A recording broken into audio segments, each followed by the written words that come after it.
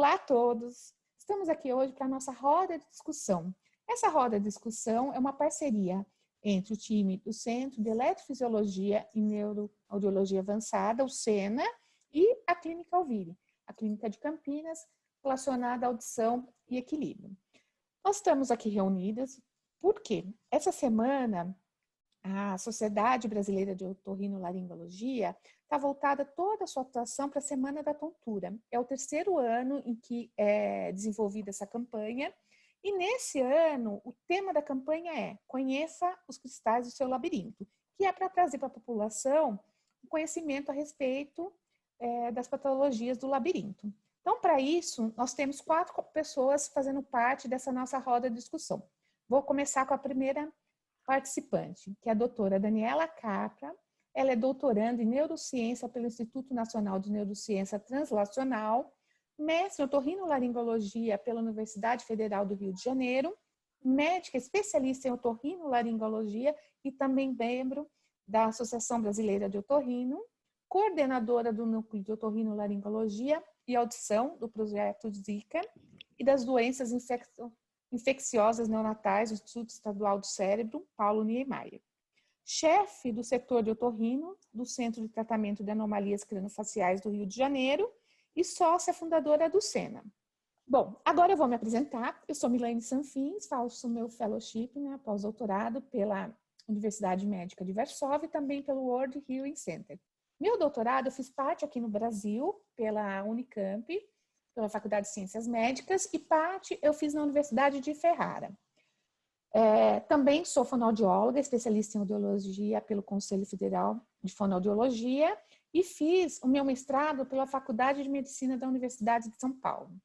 Gosto também um pouco de atuar na área de pesquisa, então sou pesquisadora do IPESC em Campina Grande, voltada ao monitoramento e diagnóstico dos bebês com Zika vírus, e além disso atuo em Campinas, no Instituto Respirare, já com ênfase na avaliação do sistema auditivo periférico e central. Sou membro da equipe Alvire e junto com a Dani, eu sou sócia fundadora do SENA. Agora a gente vai apresentar a doutora Ana Paula Serra, que é médica pela PUC de Campinas, residência médica em otorrino pelo Serviço de Otorrino do Hospital Veracruz, também em Campinas. Ela é especialista pelo Ministério da Educação e pela Sociedade Brasileira de Otorrino, especialista fellow em otoneurologia pela Universidade Federal de São Paulo, Unifesp, e também o mestrado dela foi na disciplina de otorrino da Universidade Federal de São Paulo, Unifesp. E ela faz parte da equipe Alvire. E agora a gente vai apresentar a nossa última integrante, que é a fonoaudióloga mestranda Natália Ferrazoli. Ela é mestranda pelo Programa em Saúde, Interdisciplinaridade e Reabilitação da Faculdade de Ciências Médicas da Unicamp. Ela é também especialista em audiologia pelo Conselho Federal de Fonoaudiologia, formada pela Universidade de São Paulo, a FOB Bauru, pesquisadora também do Instituto Respirare, com ênfase na avaliação do sistema auditivo periférico e central, indivíduos com deficiência auditiva, e sócia fundadora da Alvire. Bom, nesse momento agora a gente vai começar a fazer alguns questionamentos a respeito, então, dessa questão para a gente poder conhecer melhor os cristais do seu labirinto. Bom, então estamos 4 aqui nessa roda de discussões e eu queria começar com a primeira pergunta, tá? Então, o que significa a sigla VPPB? Vamos lá, então.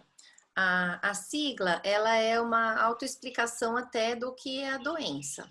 Então, o V é de vertigem, P de posicional, P paroxística e B benigna.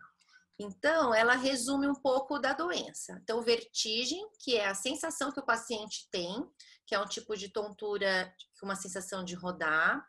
Posicional, porque essa tontura aparece com uma determinada posição da cabeça quando acontece um movimento e aí o paciente tem a tontura. Paroxística, porque não é um sintoma constante, é um sintoma que se intensifica e depois regride. E benigna, porque ela tem uma evolução benigna. Na maioria das vezes, quase em toda a totalidade, ela vai evoluir, se corretamente tratada, para cura. Então, o Muito nome é autoexplicativo. Legal. E sabe que emendando essa pergunta da Milane, eu gostaria de perguntar para vocês. Existe diferença entre vertigem e tontura? Existe. Então, assim, na verdade, tontura é todo tipo de alteração do equilíbrio, né? É comum o paciente às vezes confundir, usar como sinônimo, mas por definição, tontura é qualquer alteração do equilíbrio corporal, qualquer tipo. E vertigem, especificamente, é um tipo de tontura. Então, a vertigem é uma tontura tipo rotatório. Então, quando o paciente tem a sensação de que está rodando, isso é uma vertigem, tá? Então, é uma diferenciação teoricamente, né? É uma forma de diferenciar de forma acadêmica, né? Mas é muito comum essa confusão ou até o uso como sinônimo, né? De tontura e de vertigem. No caso da VPPB, o sintoma clássico é uma vertigem, ou seja, o paciente sente rodar. É uma sensação de que ele está rodando, ou que o ambiente está rodando, ou em algumas vezes é uma sensação de que, às vezes o paciente fala assim, eu quase rodei, eu tive uma sensação de rotação. Então, isso é uma vertigem. Complementando, é uma labirintite?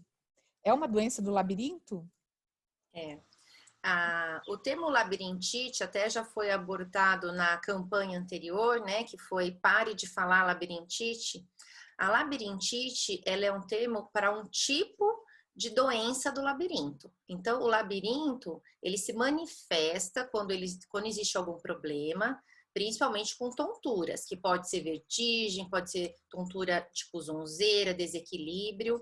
E aí, só que existem várias doenças específicas do ouvido que acometem o labirinto.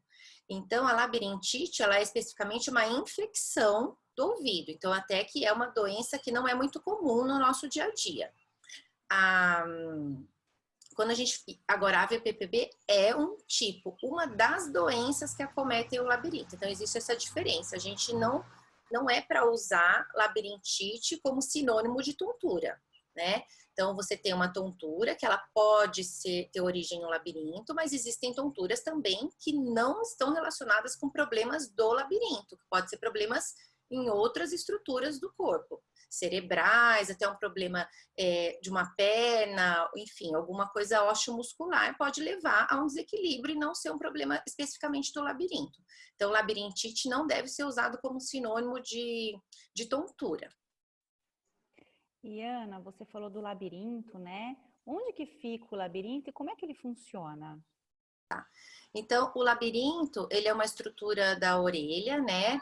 Que está localizada aqui dentro desse osso, esse osso que fica atrás do ouvido, que a gente chama de osso temporal.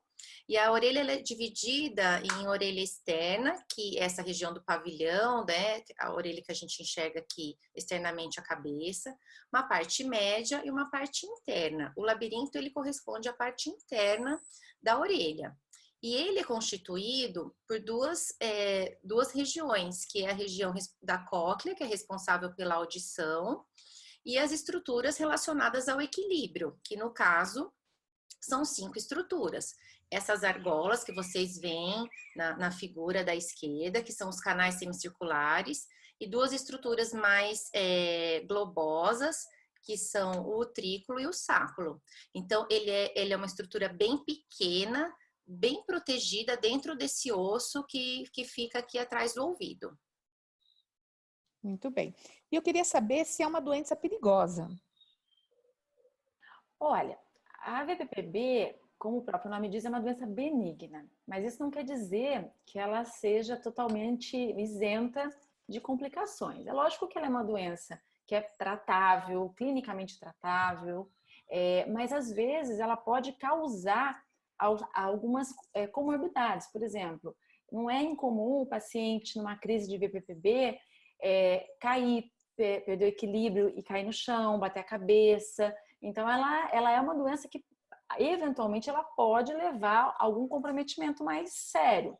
Mas, em si, a VPPB é uma doença totalmente tratável, ambulatorialmente tratável. Você não necessariamente precisa de medicação para isso, né? Você, às vezes, usa medicação para atenuar o sintoma, mas ela é tratada através de medidas de manobras de reposicionamento de cristais, né? Então, ela em si, puramente em si, ela não é uma doença, ela não tem mortalidade, mas ela causa um desconforto muito grande para o paciente e impacta a qualidade de vida, né?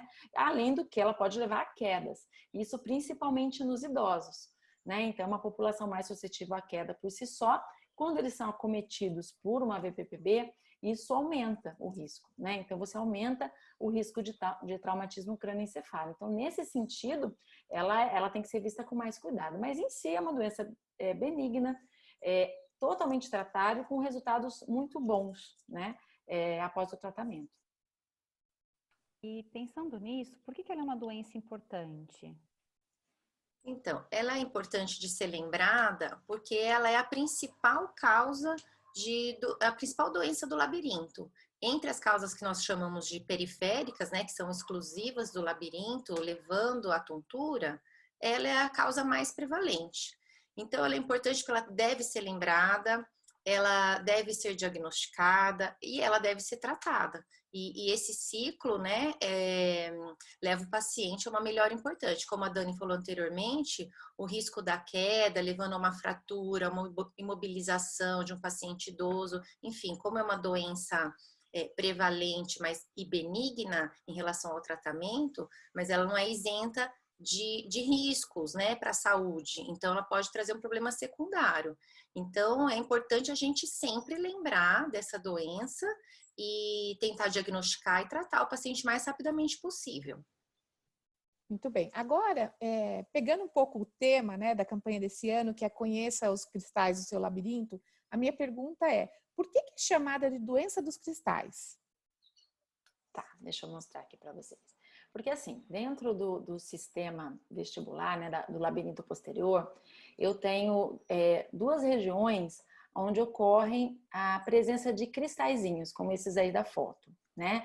Então, esses cristais, eles são microscópicos, eles são formados por carbonato de cálcio, são partículas que todo mundo tem, então, às vezes é uma dúvida comum, né, das pessoas acharem, mas eu produzo esse cristal, associar isso a que nem a outros cristais aí que o nosso corpo produz, mas não tem nada a ver. Esses cristais, eles têm uma função, né? Então, eles estão dentro de uma determinada região, estão presinhos ali, estão fixos, né?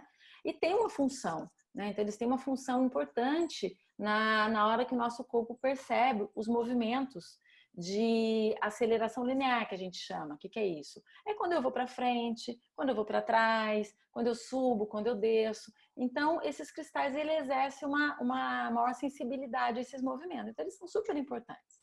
O que acontece é que, eventualmente, por algumas questões, por algum motivo, esse cristal se desprende, sai do lugar de origem e penetra numa daquelas argolinhas que a Ana falou ali no comecinho da nossa discussão, que são os canais semicirculares.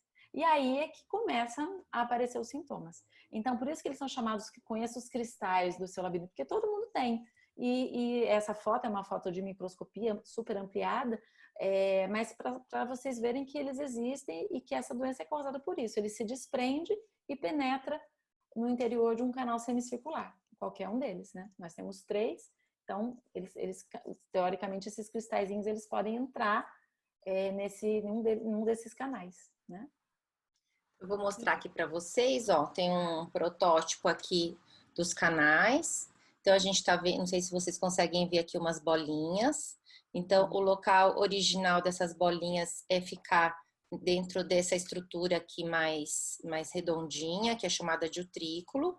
Então, eles são presos, né? Então, como a Dani falou, todo mundo tem, não é uma produção, é um desprendimento, é um deslocamento. Então, ele vai sair do local onde ele deveria estar, preso a uma massa gelatinosa, e aí ele, conforme a gente vai fazendo o movimento da cabeça, ele entra, tá vendo? Vocês estão vendo que tá descendo aqui, ó, ele entra num canal. Tá? Então, conforme o movimento da cabeça, ele vai se mexer dentro do canal. E era para ele estar fixo dentro da estrutura que é chamada de utrículo. Então, por isso que quando eu fizer o movimento com a cabeça, esse canal vai ter um movimento de líquido e do cristal e vai produzir uma falsa sensação de movimento. A tontura, ela é uma falsa sensação de movimento, né? E aí o paciente tem a sensação das coisas girando ou mesmo tendo um desequilíbrio. Então aí no slide vocês veem que o cristal aqui tá solto no canal, né? E aí também, frente a esse mecanismo de produção de doença, é que a gente vai abordar o tratamento, tá? E pensando nisso, né? Qual seria o motivo para esses cristais saírem do lugar, se desprenderem? Qual seria o motivo para isso acontecer? Olha, a doença ela é multifatorial, né? Então, a VPPB ela não tem uma causa só. E também a literatura ainda ela não é totalmente congruente no sentido de dizer, olha, é isso. Você tem as causas principais, isso varia de faixa etária também, né? Então, assim, um consenso geral, né? Nos indivíduos mais jovens, você tem VPPB e pode estar mais relacionada a trauma, a transtornos metabólicos, a outras causas. Nos pacientes mais idosos, onde a prevalência aumenta muito, né, uma das principais razões poderia ser deficiência vascular, alteração do metabolismo do cálcio, porque todos esses cristalzinhos eles são formados por cálcio, né? Então, na medida que haja alguma desproporção aí, alguma alteração do metabolismo do cálcio sanguíneo, isso poderia afetar os cristais, né? Então, basicamente é isso. Você quer complementar alguma coisa, Ana? Não, eu acho que você falou do trauma. Acho que a gente vai falar depois que pode pegar criança. Sim. Tem uma pergunta, né? Tá bom.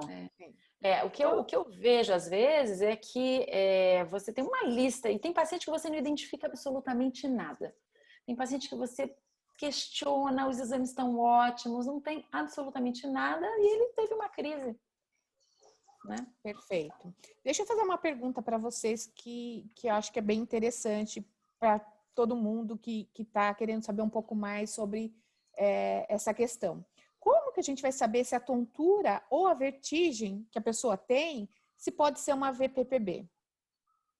Então, é muito importante entender que a tontura ou vertigem, ele é um sintoma, né? Então, quando você tem um sintoma, você tem que buscar ajuda para entender de onde esse sintoma está vindo. Então, você, diante de um sintoma novo, né, inesperado, porque não é normal ter tontura, você busca o médico, o otorrinolaringologista, e ele vai, diante da sua história, como que essa tontura aparece, qual é a frequência, se ela dura poucos segundos, se ela dura 1 hora, meia hora, enfim. Ele vai começar a entender, afunilar, ele vai juntar esses sintomas para chegar numa possível doença. Então, para você saber se você tem, você deve procurar um médico e você vai ser ouvido e examinado para saber se você tem essa doença. Então, como a gente falou, normalmente essa doença cursa com vertigem de rápida duração, desencadeada por alguns movimentos da cabeça, ela vem abrupta e depois passa, e ela é benigna. Você pode ter sintomas diários, você pode ficar um período longo sem ter. Agora, não é exclusivamente a vertigem que define, porque muitas vezes o paciente começa a perceber que tem a vertigem com alguns movimentos da cabeça e ele passa a evitar esses movimentos. Então, passado um tempo, às vezes o paciente não tem mais vertigem, ele tem um desequilíbrio, ele pode ter apenas náuseas com alguns movimentos. Por quê? Ele já se restringiu. Então, se olhar para cima e pendurar roupa da tontura, a pessoa passa a não fazer mais esse movimento. Se deitar da tontura, ela passa a deitar devagar e coloca 2, 3 travesseiros.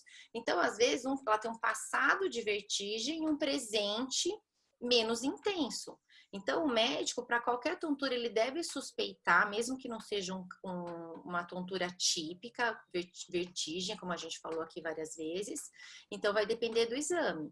Então, o médico vai te avaliar, vai fazer as manobras que são diagnósticas. Então, ele vai tentar provocar no consultório essas posições que desencadeiam a tontura e verificar os sintomas que o paciente está apresentando naquela posição. Então, está tendo tontura, está tendo vertigem, está tendo náusea, e ele vai observar também o movimento dos olhos. Porque quando a gente tem essa doença, o movimento desses cristais, né, esse movimento errado desses cristais, que estão no lugar onde não deveriam estar, geram um movimento dos olhos, que a gente chama de nistagmo. E esses movimentos vão definir para o médico essa doença. Esses movimentos também vão definir em qual localização está o problema. Porque a gente está vendo aqui no slide um lado, um labirinto. Então, a gente tem 3 canais. Como a gente tem 2 labirintos, a gente tem a possibilidade desses cristais estarem em 6 canais. Então, para saber, o médico vai, além de dizer tem ou não tem VPPB, ele vai dizer em qual lado, em qual orelha está e em qual canal está.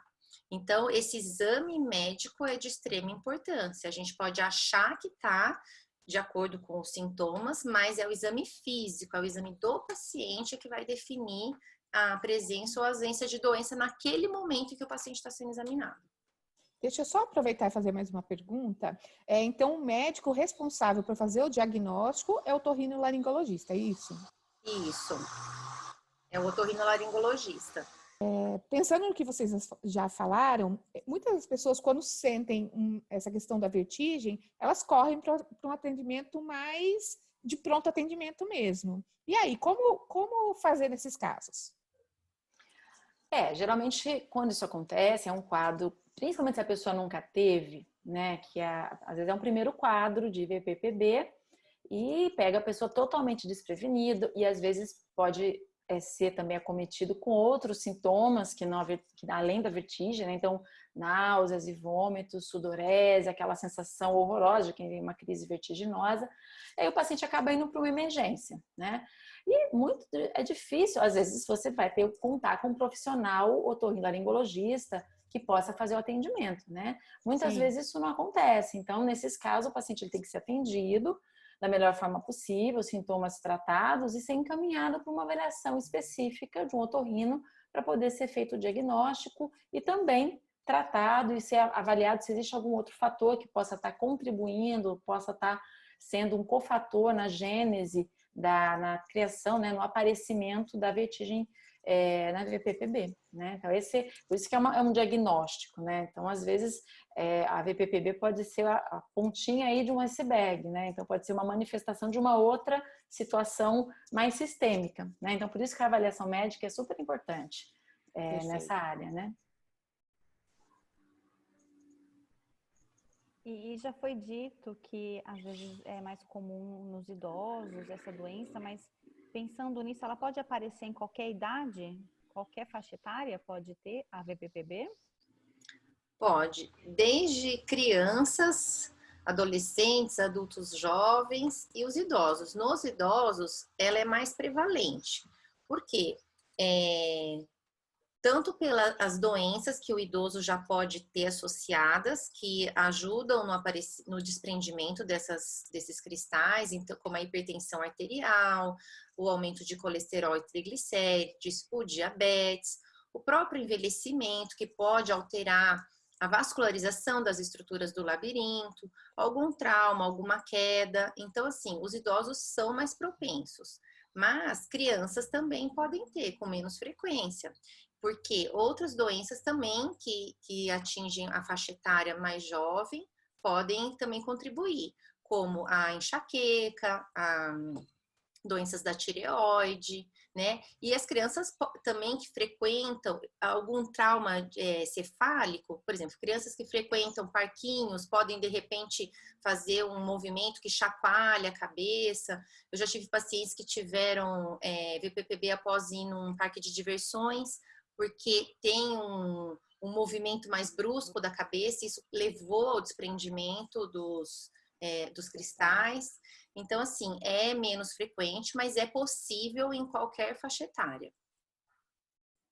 Bom, pensando nisso, que esse paciente chegou com um quadro de VPPB, o médico otorrino, então, fez esse diagnóstico, como que é feito o tratamento?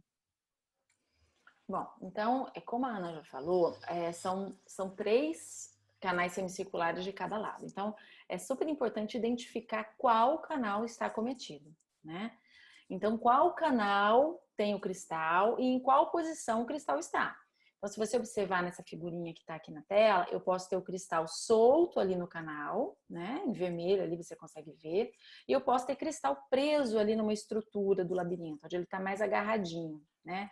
Então, isso é fundamental para o profissional que está fazendo as manobras de diagnóstico, identificar qual o canal acometido, tá? Então, existem muitas manobras que podem ser feitas para diagnosticar o canal. Então, isso é o primeiro passo. Então, você fazer a manobra, observar se o paciente tem a vertigem e se tem os movimentos oculares, que vai direcionar ao profissional qual o canal que está acometido. Depois disso, você tem manobras de reposicionamento, né? Então, você tem manobras específicas que você escolhe de acordo com o canal acometido para retirar aquele cristal do canal e fazer com que ele volte ao receptáculo dele, a região de origem ali, né? Onde a gente chama de utrículo. E essa é a base do tratamento. É lógico que, dependendo dos fatores associados, é importante ter uma visão global, né? Então, nos pacientes que apresentam VPPB de repetição, então aqueles pacientes que a cada 2 meses tem uma crise, a cada 3 meses aparecem no consultório com sintoma, você precisa ter uma visão global para ver se tem algum fator que possa estar predispondo a isso. Então, aí, aumento do colesterol, do triglicerídeos, alteração do metabolismo do cálcio, enfim, várias questões. E tratar isso conjuntamente, né? Então, entra outras terapias. Mas, em si, a VPPB, o deslocamento desses otólitos, ele é tratado como as manobras de reposicionamento, dependendo de cada canal. Então, por isso que é importante para o profissional que está fazendo a manobra de identificação, né, de diagnóstico, saber identificar qual é o canal com base na vertigem e no movimento no ocular, nos nistagmos que o paciente apresenta. Você sabe que falando de manobra, né? Essa manobra, ela apresenta algum risco para o paciente? Ele pode fazer sozinho? Como é que funciona? Então, a manobra, ela é um tratamento. Então, não é qualquer movimento da cabeça que vai fazer com que esses cristais que estão ou aderidos àquela estrutura mais alargada do labirinto, como está mostrando na figura do slide em azul, ou soltos, a gente tem que ter uma sequência de movimentos específicos para levar esses cristais de volta à estrutura original. Então, quais são os perigos da pessoa realizar isso sozinho? Primeiro, ele pode fazer movimentos que não estão corretos, com a angulação correta, da maneira correta, e o cristal ir para um outro canal, ele migrar de um canal para o outro, né? Então, ao invés dele voltar para o lugar correto, ou ele continua ali, provocando um sintoma até mais intenso, ou ele vai para outro lugar e em vez de 2 canais, você pode, de um canal, você pode vir a ter 2 canais acometidos, você piorar seu problema.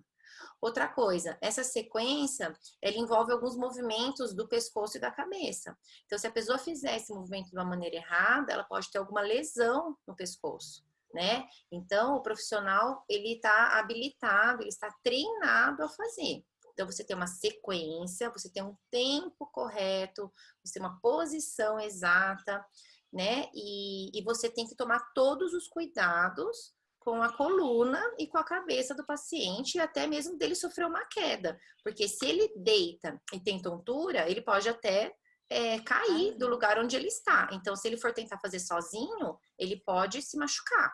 Ele pode criar um segundo problema, né? Que ninguém quer nesse momento. Entrando ainda nessa questão, eu queria saber, essas manobras, elas têm um número preciso, um número de indicação? Como é que funciona isso? Tá. Então, geralmente, depois que você faz o diagnóstico, você realiza a primeira manobra de reposicionamento de tratamento, né?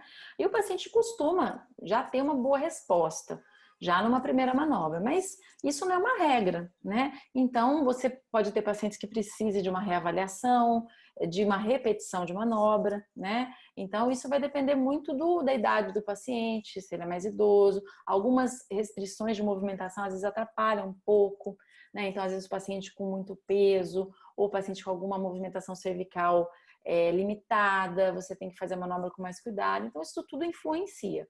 Mas, geralmente, com uma manobra, uma sessão, né, de reposicionamento, você consegue, quando ela é bem identificada, né? Então, se você fez um bom diagnóstico do canal preciso, escolheu uma manobra adequada para fazer o tratamento da canaliculolitise ou cupulolitise, que é o nome técnico, né, que a gente dá para esse problema, para aquele canal. Então, a chance de você resolver isso em uma manobra é muito grande.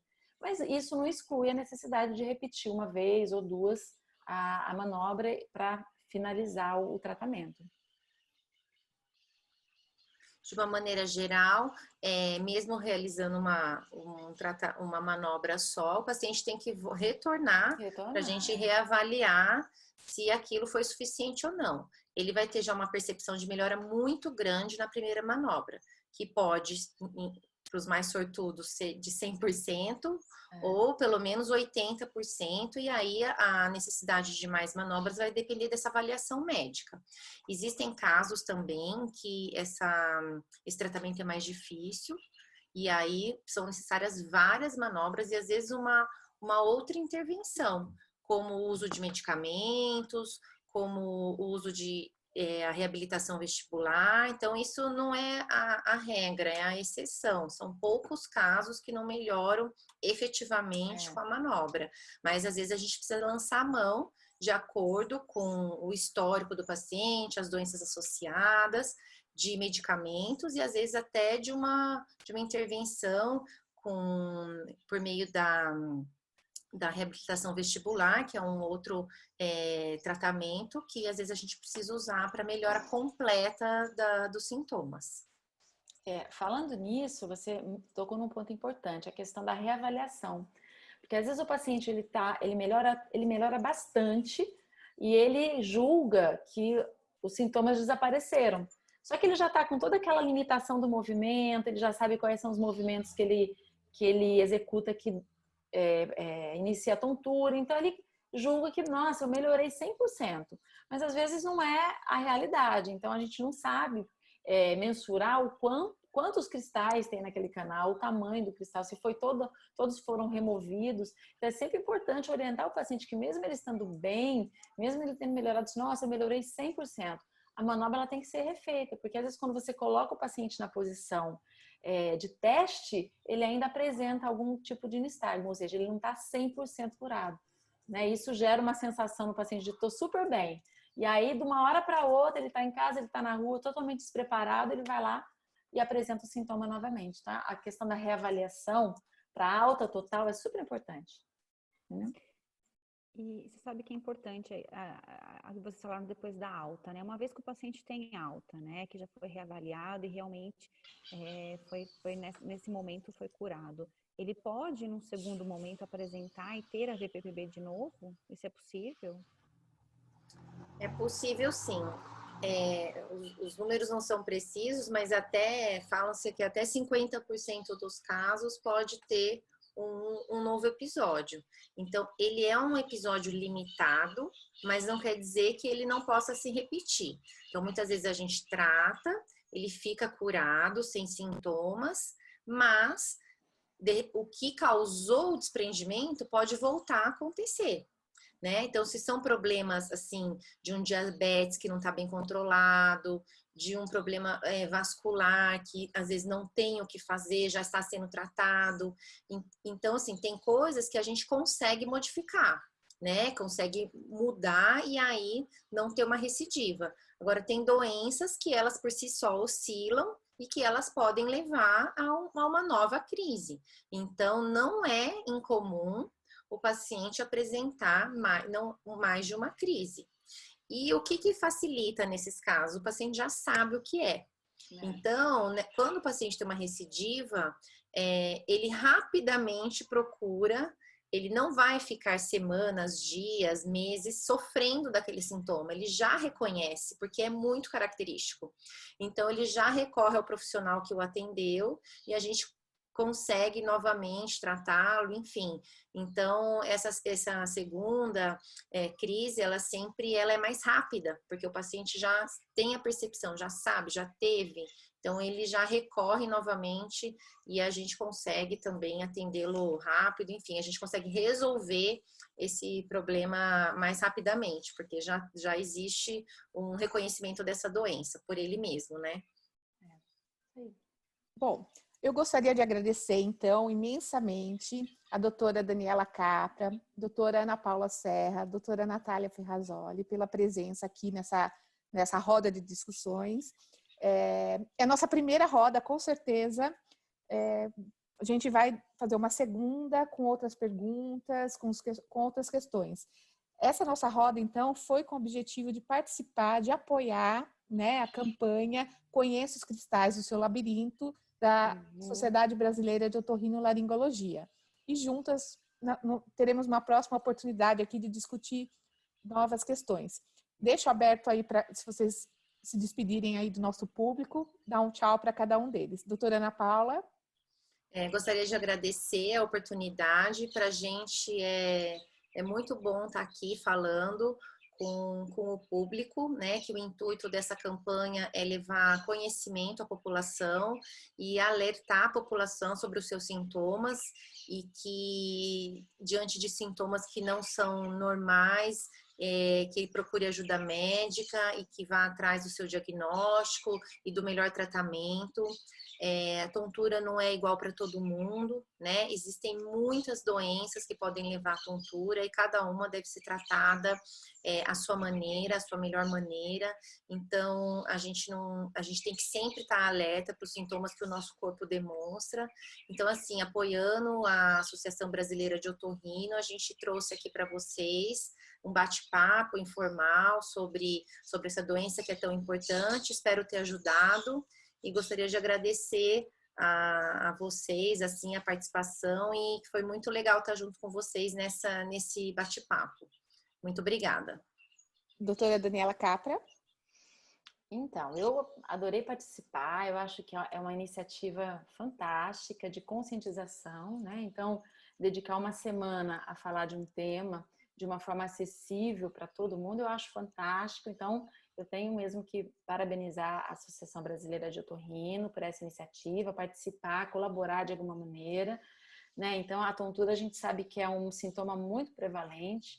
Se não me falha a memória aqui, não é o primeiro, mas acho que o primeiro é a cefaleia. A Ana pode aí tentar puxar da memória, mas a tontura é um dos sintomas mais prevalentes aí no consultório médico, né? A tontura do desequilíbrio, né? De uma forma geral. E a gente pegou aqui uma causa de tontura, né? Então, lembrar que a tontura é simplesmente um sintoma, ou seja, é alguma coisa que o paciente fala que ele não pode comprovar, né? Então, quem tem que fazer aí a pesquisa são os médicos e a partir daí propor o tratamento, né? Então, eu acho que é um sintoma super prevalente e que às vezes causa sofrimento por muito tempo no paciente. O paciente demora muito para ser atendido, até por um desconhecimento, né, do sintoma. Então, campanhas como essa, e a gente abordou de uma forma simples e didática para que todo mundo possa entender mesmo e ajudar o maior número de pessoas possível. Então, eu estou muito feliz aqui de estar junto com vocês, com a Natália, que é minha amiga, com a Ana, colega, com a Mi, colega, e eu acho que a gente pode contribuir para ajudar as pessoas que sofrem com esse sintoma, que prova que, se não for VPPB, é outra tontura que tem que ser, é outra labirintopatia que tem que ser diagnosticada, né? Então, a VPPB é apenas uma delas, a gente tem aí uma lista enorme, né? Então, tem que realmente ser investigado e ser bem conduzido. Natália? Eu queria agradecer a parceria que a gente sempre tem, né, entre Sene e Ouvire, e que mais uma vez nós estamos juntos para levar muita informação adiante para pacientes e para os profissionais da saúde. A Semana da Tontura é uma semana muito importante mesmo, que nem a Dani falou, é uma queixa muito comum nos pacientes, e hoje eu aprendi muito com vocês duas, né, porque eu sou fonoaudióloga, mas não atuo efetivamente na área do equilíbrio, por isso que eu tô aqui hoje fazendo um monte de pergunta para vocês. E foi muito legal, queria agradecer demais. Foi muito bom. Nossa roda de conversa hoje. Então, para finalizar, agradecer mais uma vez a presença de cada uma de vocês. A roda de conversa foi excelente, foi muito didática, vocês são ótimas, são didáticas, se expressam muito bem. E eu conheci muito sobre os cristais do meu labirinto. Então, estamos juntos nessa campanha aí. Olha, eu só lamento. Eu posso dizer uma coisa? Eu só lamento desses cristais não serem cristais assim de valor econômico, né? E nem que eles se exteriorizem. Às vezes eu falo para o paciente: você tem cristais, mas não são brilhantes, nem. Eu falei: não, e nem dá para tirar. Mesmo que fosse, ia ficar ali. Tá ali guardadinho. Tá ali guardadinho. Mas não dá para tirar. Você sabe que uma vez um paciente, um senhor já, médico até, 80 e poucos anos, ele teve uma VPPB e a gente tratou e tal, e aí depois ele me trouxe uma caixinha cheia de cristal, um monte, falou, toma aqui, tirei todos, trouxe pra você. Beleza, hein? Falei, vou guardar, vou guardar. Devia ter trazido, tava lá no consultório. Um bom presente, né? Presente. Não, mas era uma caixinha assim com os cristais, pra simbolizar, falou, nunca mais vou ter, te entrego meus cristais, guarda porque eu não quero ter mais isso. Eu falei, não vai ter.